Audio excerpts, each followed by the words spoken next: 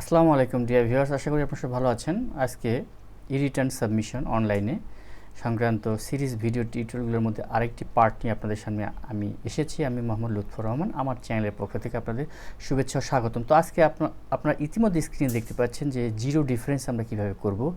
আমরা assets and liabilities পেজে গিয়ে, এটা একটি ইম্পর্ট্যান্ট সেগমেন্ট। আপনারা জানেন যে আমরা জিরো ডিফারেন্স না করলে আদৌ আপনার রিটার্নটি কি শুদ্ধভাবে ফিল আপ করা হয়নি বলে পরিগণিত হবে। তো আমরা কীভাবে সেটি জিরো ডিফারেন্সে আনবো আর কি শেষ পর্যন্ত, তারপরে পরবর্তী পেজে যাব। মূলত এটি আপনার শেষ কর্মযজ্ঞ। আপনি যখন প্রথম থেকে এই পেজ পর্যন্ত এসেছেন, এই পেজের পরে কিন্তু আপনার করণীয় কিছু নেই। এই পেজ খুব ইম্পর্টেন্ট পেজ। তো চলুন, আমি আর বক্তব্য দীর্ঘায়িত না করে আমরা এখন মূল ওয়েবসাইটে গিয়ে এই পেজে গিয়ে, মানে অ্যাসেটস অ্যান্ড লায়াবিলিটিস পেজে গিয়ে দেখি কীভাবে আমরা জিরো ডিফারেন্স করতে পারি বা করা যায়। তো আমরা ইতিমধ্যে কিন্তু অ্যাসেটস অ্যান্ড লায়াবিলিটিস এসে গেছি, দেখেন। তো এই পেজ কিন্তু এই পেজে কাজ কিন্তু দুই ধরনের। প্রথমে কিন্তু আপনাকে করতে হবে অ্যাসেটস অ্যান্ড লায়াবিলিটিসের কাজ, এবং এখানে অনেক একটা কর্মযোগ্য আছে, অনেক ফিল আপ করতে হয়, অনেক ইনফরমেশন ফিল আপ করতে হয়। সেটা আপনার এইখান থেকে আসে, অ্যাসেটস অ্যান্ড লায়াবিলিটিস অপশন থেকে আসে। এই পর্যন্ত আপনার অ্যাসেটস এবং লায়াবিলিটিস সংক্রান্ত যে তথ্যগুলো দিতে হয়। তো অ্যাসেটস অ্যান্ড লায়াবিলিটিসে আমাদের এই তথ্যগুলো কীভাবে দেওয়া যায় সেই সংক্রান্ত ডেডিকেটেড ভিডিও কিন্তু আছে আমার, সেইটা দেখার আমন্ত্রণ রইল। এবং আমার পুরো এই যে অনলাইনে রিটার্ন সাবমিশন সংক্রান্ত পুরো প্লে লিস্টের লিঙ্কই কিন্তু আমি আমার ডেসক্রিপশন বক্সে দিয়ে দেব। তো চলুন আমরা এখন শুরু করার পূর্বে আপনাদেরকে জাস্ট একটি ইন্ট্রোডাকশন দিয়ে দেই যে আসলে এখানে দেখেন অ্যাসেসমেন্টের দুটি কিন্তু সেগমেন্ট আছে, দুটি পাতা আছে। তো সেই সংক্রান্ত ভিডিও আছে আমার, ইন্ডিভিজুয়াল ইনকাম সংক্রান্ত আছে, রিবেট আছে, এক্সপেন্ডিচার আছে এবং অ্যাসেটস অ্যান্ড লায়াবিলিটিস আছে। এবং আজকে আমরা যে ভিডিওটি আপনারা দেখছেন সেটি কিন্তু খুব ইম্পর্টেন্ট সেগমেন্ট, সেটা হচ্ছে সামারি। এই সামারিতে এসে আমরা কিভাবে, দেখেন এই সামারিতে এসে আমরা কীভাবে ডিফারেন্সটা জিরো করব। আমরা ইতিমধ্যে নিচে দেখতে পাচ্ছেন ডিফারেন্সটা জিরো করা আছে। তো এই যে জিরো ডিফারেন্স কিন্তু আপনাকে করতে হবে, আদারওয়াইজ আপনার যে রিটার্ন সাবমিশন বা রিটার্নের যে হিসাবগুলো কি শুদ্ধ হবে না বা নির্ভুল হবে না। তো চলুন আমরা এক এক করে সবগুলো জেনে নেই। তো প্রথমে আমরা যদি উপর থেকে নেমে আসি, এটাই জাস্ট আপনাকে একটু রিক্যাপ করি, মানে একটু সামারি দিই, শর্ট ব্রিফ দিই। যে গ্রোস ওয়েলথ, এই গ্রোস ওয়েলথ আসলে আমার এত টাকাতে, এটা আসলে কোথা থেকে? তো গ্রোস ওয়েলথ সাধারণত নির্ধারিত হয় যে এই যে আমার প্রিভিয়াস ইয়ারের যে আপনারা দেখতেছেন যে প্রিভিয়াস ইয়ারের যে আমার নেট ওয়েলথ,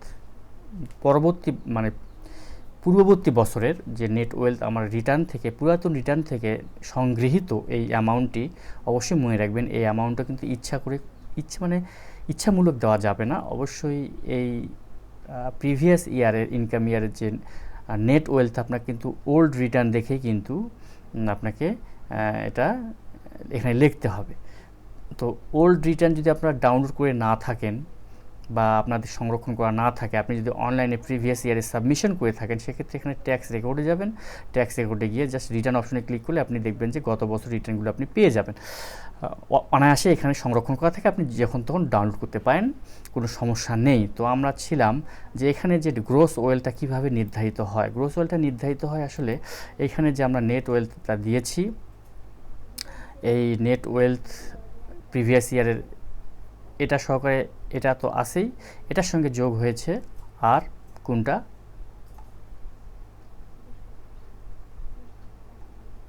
আমার যে অ্যাসেটস, আমার যে নতুন অ্যাসেট মানে চেঞ্জ হলো আর কি। আচ্ছা, এখান থেকে আমি ব্রিফ করি।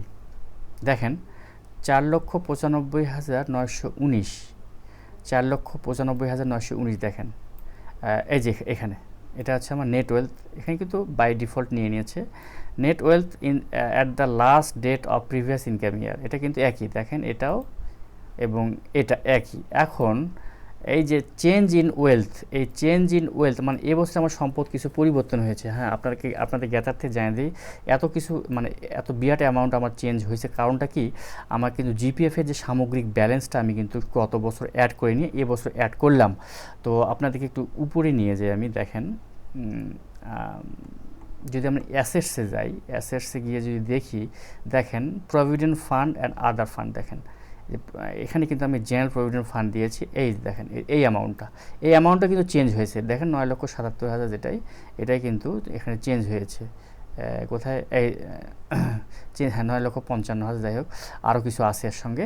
তো এটাই কিন্তু চেঞ্জ হয়েছে।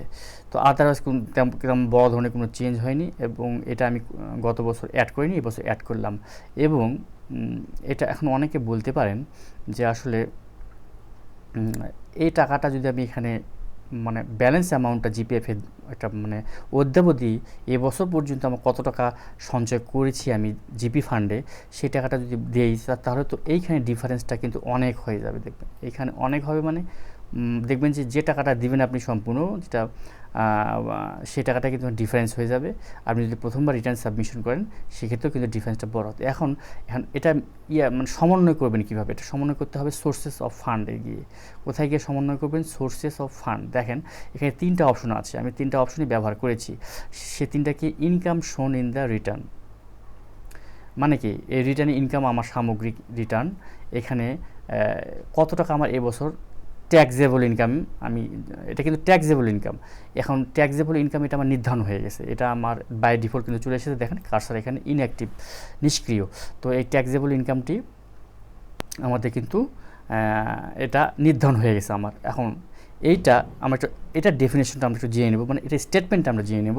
এই কোশ্চেন মার্কে যদি আমরা দিই, এখানে বলছে total income as computed in the return, মানে এই রিটার্নে আপনার কত ইনকাম নির্ধারণ হয়েছে। অবশ্যই ট্যাক্সেবল ইনকাম, কিন্তু এটা কিন্তু হুমজি গেলে আসেনি, এমনি আসেনি। তো এটা কোত্থেকে নির্ধারণ হলো এটাও আপনাদেরকে একটু দেখাই। তার আগে এটাও দেখাবো, তার সঙ্গে ওই আরেকটাও দেখাবো, সেটা আমি একসঙ্গে ডিসকাশন করি। পরেরটাও দেখাবো। দেখেন tax exempted income and allowances, হ্যাঁ এটাও কিন্তু বাই ডিফল্ট এসেছে। দেখেন কার্সার এখানে কাজ করবেন না, এখানে বাই ডিফল্ট চলে এসেছে। এখন আপনি কর অব্যাহতি পেয়েছেন কত, এটার টাকাটা কিন্তু এখানে চলে এসলো। তাহলে এটা পেয়েছি আমি এত, এবং কর অব্যাহতির বক্তব্য কী আছে এখানে? All exempted income, for example tax exempted foreign remittance হিসাবে ট্যাক্স এক্সেম্পটেড হতে পারে, ট্যাক্স এক্সেম্পটেড অ্যালাউন্স হতে পারে, for example medical allowances within exemption লিমিটের মধ্যে থাকতে পারে, that were not included in total income. আচ্ছা, কোনো ইনকাম যদি আপনার এখানে ইনক্লুড না হয়ে থাকে সেটাও কিন্তু এখানে ইনক্লুড হবে। কিন্তু এখানে আমাদের দেখা গেছে যে সফটওয়্যার নিজেই কিন্তু এক্সেম্পট করে ফেলেছে। এই এক্সেম্পটের অ্যামাউন্টটা এইটা কোত্থেকে আসলো সেটাও আপনাদেরকে দেখাবো।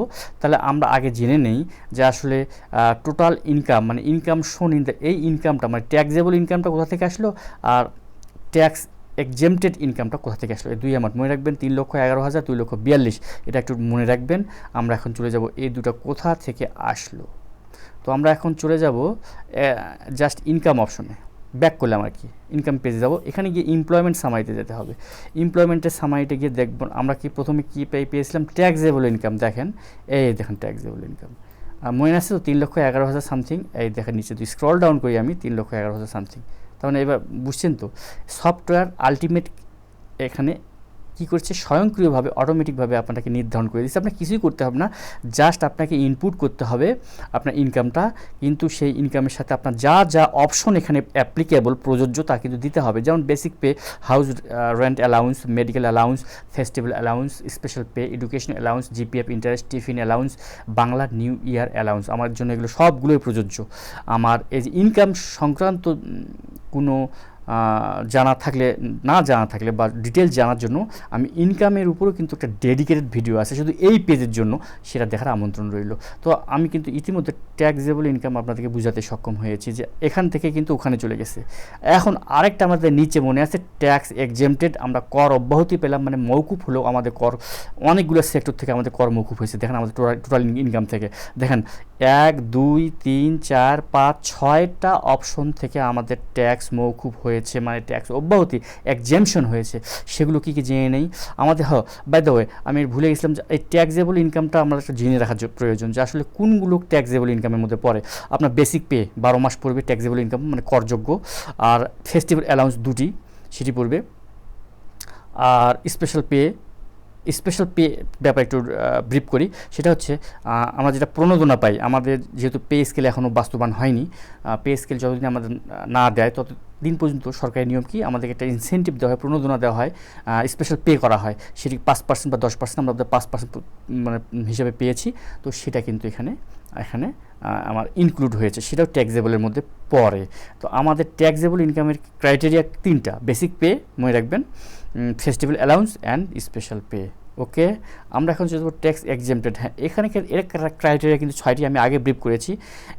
আমরা বাদবাকি 6টি অপশন থেকে কর অব্যাহতি পেয়েছি 2,42,000, পরে 2 নম্বর অপশনটি। আশা করি বুঝতে সক্ষম হয়েছে এখন। আর এইটি হচ্ছে কি হচ্ছে টোটাল আমার রেগুলার ইনকাম, মানে টোটাল আমি এই গত অর্থবর্ষে আমার বেতন খাত থেকে, মানে আমার চাকরি খাত থেকে আমি এত টাকা ইনকাম করেছি। আমি বোধহয় বুঝাতে সক্ষম হয়েছি। তো আমি এখন চলে যাব আবার সেই অ্যাসেটস অ্যান্ড লায়াবিলিটিস অপশনে গিয়ে আমরা মিলাবো যে এই দুটি অপশন ওখান থেকে আমরা পেলাম। আমরা একটু মিলে নিই। দেখেন টোটাল ইনকাম শোন 3,11,000, আর ট্যাক্স এক্সেমশন হয়েছে 2,42,000। ওই অ্যামাউন্টটা এখানে বাই ডিফল্ট, মানে কি একেবারে অটোমেটিকভাবে এখানে সফটওয়্যার নিয়েছে। তো আমরা এখন যে প্রশ্নে ছিলাম, জিপিএফ যদি আপনি দেখান, এখানে আপনার জিপিএফ কিন্তু অবশ্যই আপনার অ্যাসেট, এটা আপনার কিন্তু অ্যাসেট, এটা আপনি পাবেন জাস্ট জমা আছে সরকারের কাছে বা একটা ফান্ডে। তো এটা কিন্তু আপনার অ্যাসেট, এটা আপনাকে দেখাতে হবে। আর দেখানোর পর আপনি আদার রিসিপ্টে গিয়ে কিন্তু এটা করবেন, কি বলে, সমন্বয় করবেন। আদারওয়াইজ কিন্তু ডিফারেন্স সম্পূর্ণ অনেক হয়ে যাবে, এখানে ডিফারেন্স অনেক হয়ে যাবে। তো যেটা আমি বলছি আদার রিসিপ্ট, দেখেন জেনারেল প্রভিডেন্ট ফান্ডের আমি এই যে অ্যামাউন্ট এখানে সমন্বয় করেছি, যার কারণে কিন্তু এখানে আমি 0 করতে সক্ষম হয়েছি। তো আমরা তাহলে এই সোর্সেস অফ ফান্ড সংক্রান্ত কিন্তু ডেসক্রিপশন আমার মনে হয় দেওয়া শেষ, আপনারা বুঝতে পেরেছেন। তো এখন আমরা চলে যাব যে আরেকটি, সেটি গ্রোস ওয়েলথ হলো টোটাল লায়াবিলিটিস আউটসাইড বিজনেস। হ্যাঁ এটা 0। এটা 0 কেন? আচ্ছা, লায়াবিলিটিস মানেটা কি, এটা কি জিনিস? তো এটা কিন্তু আমাদের কি এই যে এখানে আমাদের লায়াবিলিটিস একটা অপশনই আছে। আপনি জানেন যে আমাদের হেডলাইন কি, তো অ্যাসেটস অ্যান্ড লায়াবিলিটিস, এগুলো অ্যাসেটস আর লায়াবিলিটিস অপশন এই যে লায়াবিলিটিস, এটা কিন্তু মিনিমাইজ করা আছে। মানে কি ড্রপডাউন মেনুটা মিনিমাইজ, আপনি যদি ক্লিক করেন তো ড্রপডাউন মেনু কী হবে, স্প্রেড আউট হবে। তো এই যে ড্রপডাউন মেনুটা যদি আমরা ক্লিক করি, সেক্ষেত্রে কিন্তু ওপেন হওয়ার পর 3টা অপশন আছে এখানে দেখেন, borrowing from bank or other financial institution. এখানে বলছে আপনি ধার নেন বা লোন, যে ধরনের ধার বা লোন যেটাই হোক, এটা কিন্তু কি অবশ্যই ব্যাঙ্কিং খাত থেকে হোক আর আদার ফিনান্সিয়াল ইনস্টিটিউশন থেকে হোক, সেটা কিন্তু আপনার লায়াবিলিটিস। এখন সেখানে আপনি কী তথ্য দিবেন? আমাদের অনেকেরই কিন্তু লোন থাকে, অনেকেরই লোন থাকে। আমাকে অনেকে ইউটিউবে ভিডিওগুলোতে কমেন্টস করে, স্যার আমরা আসলে আমার তো লোন আছে, এই তথ্য কোথায় দেখাবো? অবশ্যই লায়াবিলিটিসে দেখাবেন। এখানে যদি আমি ক্লিক করি, দেখেন নেম অফ দ্য ব্যাঙ্ক অথবা FI financial institution, account number তো দিবেনই, কোন পারপাসে লোন নিয়েছিলেন এবং কত অ্যামাউন্ট ব্যালেন্স আপনি লোন নিয়েছেন, এটা ইনফরমেশন দিতে হবে। পাশাপাশি আরও অ্যাড করতে পারেন, দেখেন অ্যাড অপশন আছে আপনার অ্যাজ ইয়োর উইশ। তো এখন আনসিকিউরড লোন। হ্যাঁ আনসিকিউরড লোনের ব্যাপারে আমরা একটু ডেফিনেশনটা জেনে নেই। এইখানে দেখেন অনেক কথাবার্তা এখানে আছে, এটা কিন্তু আমাদের জানা ব্যাপার। Any loan taken from non institutional source, মানে আপনি অপ্রাতিষ্ঠানিক খাত থেকে যদি লোন নিয়ে থাকেন, অপ্রাতিষ্ঠানিক খাত মানে কি ব্যক্তিগত ক্ষেত্রে, মানে এই লোনটা একটা ব্যক্তি, মানে পার্সোনাল লোন যাকে বলা হয়, ব্যক্তির কাছ থেকে নেওয়া লোনকে বোঝাচ্ছে। কিন্তু এক কথা মনে করবেন যে ব্যক্তির কাছ থেকে নেওয়া লোন, সেটা কার কাছ থেকে হতে পারে আমরা একটু দেখে নিই। Your spouse, parents, sibling, relative, friends and colleagues, এটা হতে পারে, এদের কাছ থেকে আপনি লোন নিতে পারেন, সেগুলো দেখাতে হবে এখানে। অ্যাটেনশন, এখানে ফিরে আবার একটা বিশেষ দ্রষ্টব্য কথা আছে, if the loan provider is someone, আপনি মানে যদি যে লোন দিচ্ছে, যদি সেই লোন দেওয়া ব্যক্তি যদি তার স্বামী স্ত্রী অথবা কাউকে পিতামাতা হয়, স্বামী স্ত্রী অথবা পিতামাতাকে লোন দিয়ে থাকে, সেক্ষেত্রে লোনের লিমিট 5 লক্ষ টাকা বেশি হবে না। মনে রাখবেন। আপনি লোন দিচ্ছেন আপনার পিতামাতা ভাই বোনকে, কিন্তু আপনি 5 লক্ষ টাকা বেশি লোন দিতে পারবেন না, মনে রাখতে হবে। আদারওয়াইজ অন্যজনকে বেশি দিতে পারেন। এটা কিন্তু বলছে যে if the loan provider is someone other than your parents spouse, total allowable loan taking limit is 5 lakh টাকা। অবশ্যই 5 লাখ টাকা লোন বেশি দেওয়া যাবে না যে লোন দিচ্ছে, তার নিজস্ব লোকদেরকে আর কি, সেটা বলতেছে। এবার আমরা চলে যাবো আদার লোন অর ওভারড্রাফট। ও এক্ষেত্রে যদি আমরা ক্লিক করি, এখানে আমরা টিক দেই, সেক্ষেত্রে কিন্তু আগেকার মতোই 4টা অপশন আসবে। আমি জাস্ট একটা ডিসক্রিপশন করি। নেম অফ দ্য ল্যান্ডার, মানে কি যে লোন নিচ্ছে তার টিন নাম্বার যদি থাকে, না থাকলে কিন্তু ব্ল্যাঙ্ক রাখবেন। পারপাস কোন পারপাসে লোন নিচ্ছে আর ব্যালেন্স অ্যামাউন্টটা দিতে হবে। এই এখানে 4টা অপশন আছে। আদার লোন অন্য ধরনের লোন অথবা ওভারড্রাফট যদি হয়। এনি ওভারড্রাফট, এখানে আমরা একটু স্টেটমেন্টগুলো দেখে নিই। Any overdraft withdrawals more than deposits, any advance receipt or any loan against a fund or any other personal liability not covered earlier. এর আগে আপনি এই ধরনের তথ্য দেননি, এই ধরনের লোন যদি আপনি নিয়ে থাকেন তার সেক্ষেত্রে কিন্তু এটা তথ্য দিতে হবে। অন্য ধরনের লোন যদি হয়ে থাকে, তো এটি কিন্তু আমাদের লায়াবিলিটিজ অপশন। তো অবশ্যই আপনার যদি লোন থেকে থাকে, এটা কিন্তু আমার কিন্তু নাই, যার কারণে এখানে 0 দেখেন, আমার নাই 0। আমি যদি 1 টাকাও লোন নিতাম তো 1 উঠতো কিন্তু এখানে। হ্যাঁ, আচ্ছা, তারপরে আমরা চলে যাব নেট ওয়েলথ। আমার নেট ওয়েলথ দাঁড়াইছে কিন্তু এত, এই যে এটা। এখন এটা কিভাবে হলো? এটা হয়েছে নেট ওয়েলথ গত বছরের যে আমি দেখাইছি আমার প্রিভিয়াস রিটার্নে, এটা তো আমি বাই ডিফল্ট চলে এসেছে। এই দেখেন, এখান থেকে দেখতে পাচ্ছেন একটা ঘর, এই ঘর থেকে net wealth at the last date of the previous income, এটা কিন্তু বাই ডিফল্ট চলে এসেছে। ওই তথ্যটা এখানে নিয়ে নিছে। তো এটার সঙ্গে যোগ হয়েছে চেঞ্জ ইন ওয়েলথ। আমার এবছর ওয়েলথ কত চেঞ্জ হলো, তো এই বছর আমার জিপিএফ ফান্ডটা যোগ করার কারণে আমার চেঞ্জ হয়েছে বেশি, যার কারণে এটা দুটো যোগ করে কিন্তু এটা হয়েছে, মনে রাখবেন। এই দুটো যোগ করে এটা হয়েছে। তো আশা করি আমি সেগমেন্টগুলো বুঝাতে পারছি। তারপরে আমরা এখন চলে যাব চেঞ্জ ইন ওয়েলথ হলোই আদার ফান্ড আউটফ্লো ডিউরিং ইনকাম ইয়ার। হ্যাঁ, আদার ফান্ড আউটফ্লো মানে কি আপনার সামগ্রিকভাবে খরচ হয়েছে কত, মানে সামগ্রিকভাবে ইনকাম করছেন এবং ফান্ড আউটফ্লো হয়েছে কত, এটা 5,76,000। এই অ্যামাউন্টটা আবার কোথা থেকে আসলো? হ্যাঁ, মনে রাখবেন এটা আপনার সামগ্রিক বেতন থেকে ইনকাম, মানে কি আপনার চাকরি থেকে ইনকাম। এটা আমরা কোথা থেকে পেলাম দেখেন, এটা বাই ডিফল্ট কোথা থেকে নিয়েছে এটা জাস্ট জানতে হবে আমাদের, তাছাড়া কিন্তু আমাদের আসলে এই বিষয়টা আমরা বুঝবো না। তো এটা কিন্তু নিয়ে নেওয়া হয়েছে আপনার এখান থেকে। আমরা যদি আবার ব্যাকে যাই, মনে রাখবেন 5,76,000 সামথিং, ফুল রাউন্ড ফিগার 5,76,000। আমরা যদি ইনকামে যাই, এমপ্লয়মেন্ট সামাইতে যাই,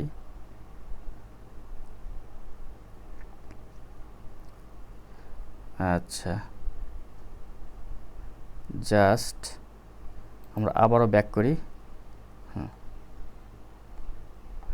আচ্ছা, এই 5,76,000 এটা হচ্ছে আদার ফান্ড আউটফ্লো হয়েছে। আউটফ্লো মানে খরচ হয়েছে, এটা এই যে এখান থেকে, এই যে